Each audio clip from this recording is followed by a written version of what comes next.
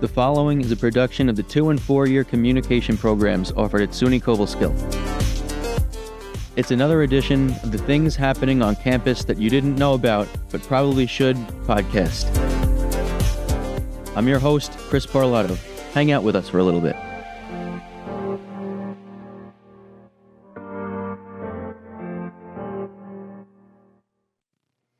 Hey, and welcome back to our 5th edition of Things Happening on Campus That You Didn't Know About But Probably Should podcast. I'm your host, Chris Parlato.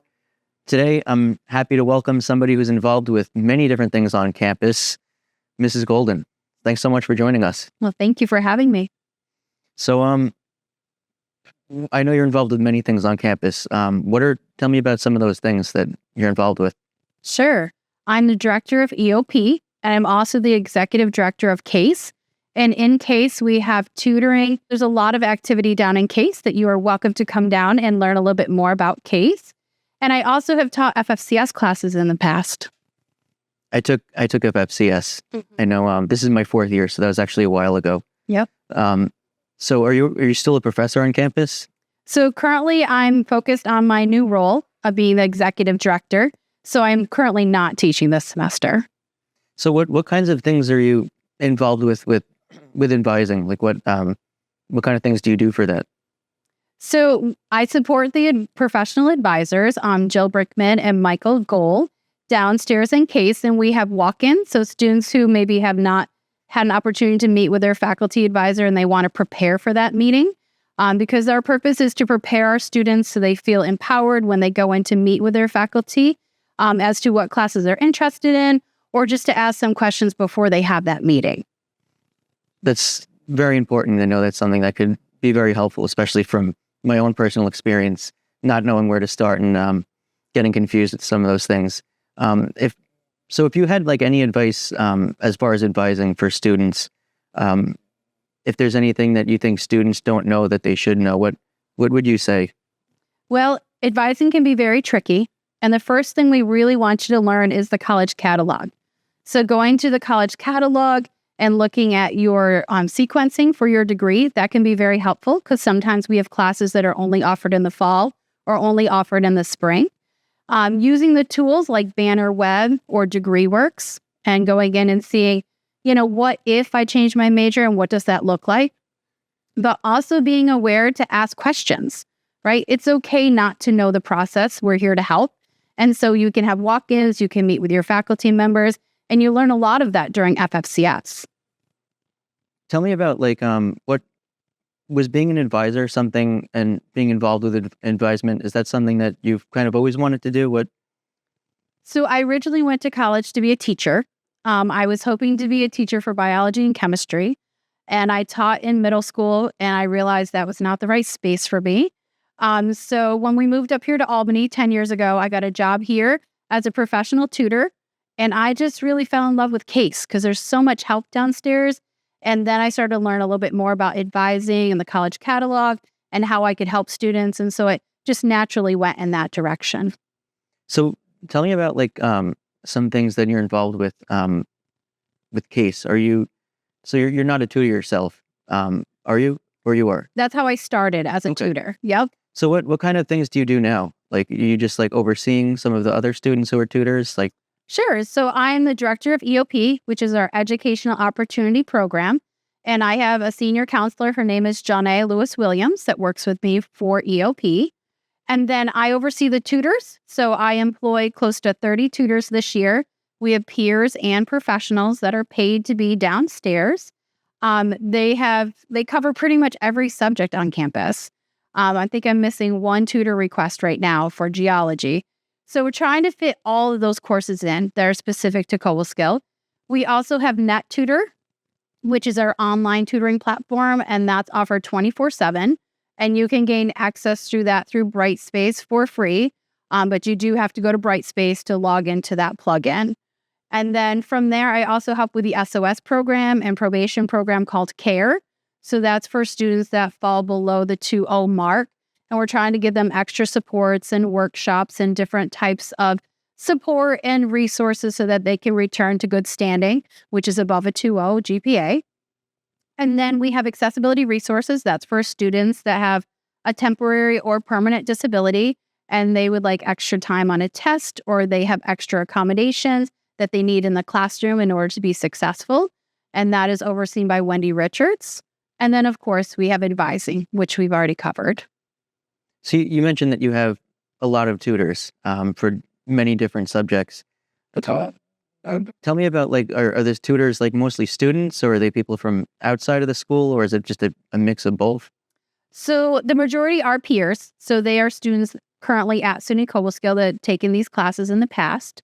And they currently have a GPA of above a 3.0. And so they tend to tutor in their major field. So I'll have somebody that's a canine major and they cover those canine courses.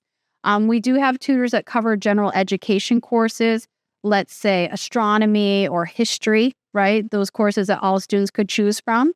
And then I have professionals who have a bachelor's degree or higher in the area that they tutor in. So maybe they have a bachelor's in English, and so they're going to tutor English in the evening after maybe their regular job, or this is an extension of their job on campus.